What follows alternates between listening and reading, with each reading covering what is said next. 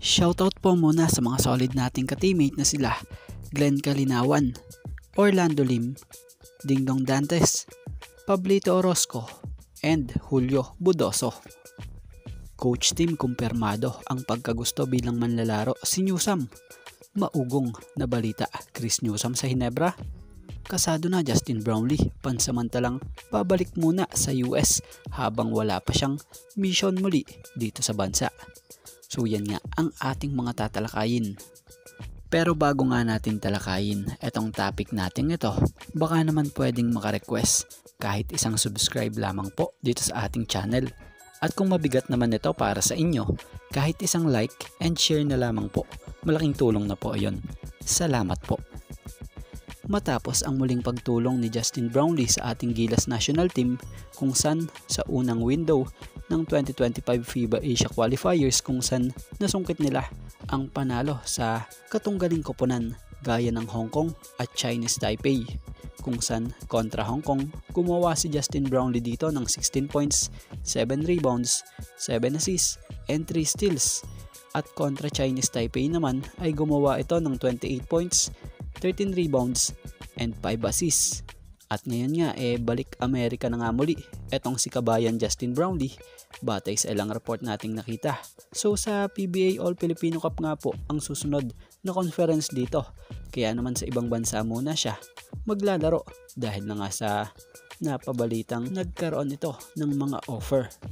So ang paglalaro naman ni JB sa ibang bansa ay may basbas ni Coach Tim at tiwala naman si Coach Tim na magbabalik muli si Justin Brownlee dito sa bansa sa oras na muli na siyang kailanganin. So maganda nga rin po ito para kay Justin Brownlee dahil sa hindi nga siya mababakante at mananatili pa rin nga po siyang kondisyon. At malipat naman tayo rito sa isa sa pinakapag-uusapan nga po ngayong pangalan sa PBA na nalalapit na maging free agent. So matunog nga ang balita na ito'y i-explore ang pagiging free agent after matapos ng kontrata nito sa Meralco.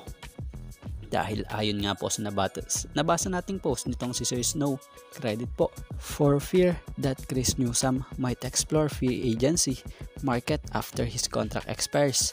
Kuliglig told me, Meralco reportedly is now putting the Gilas Pilipinas guard on the trading block.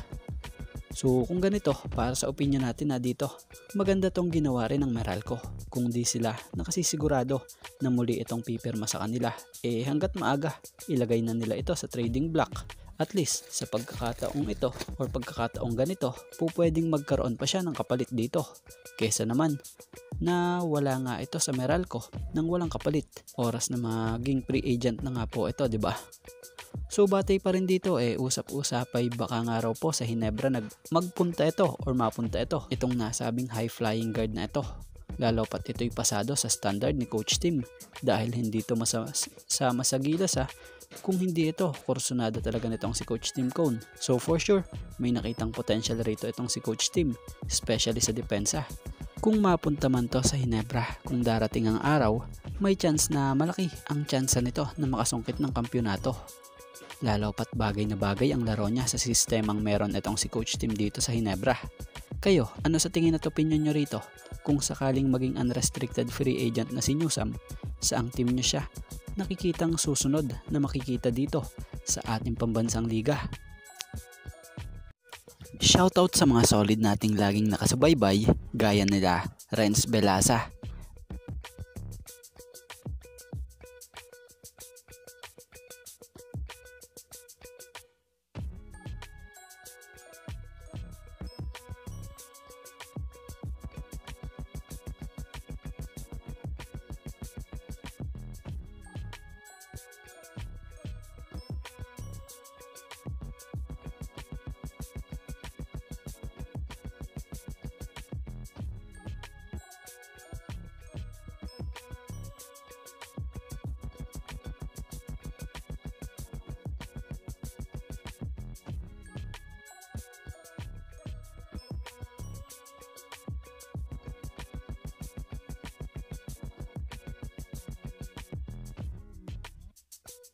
Arnold Salazar,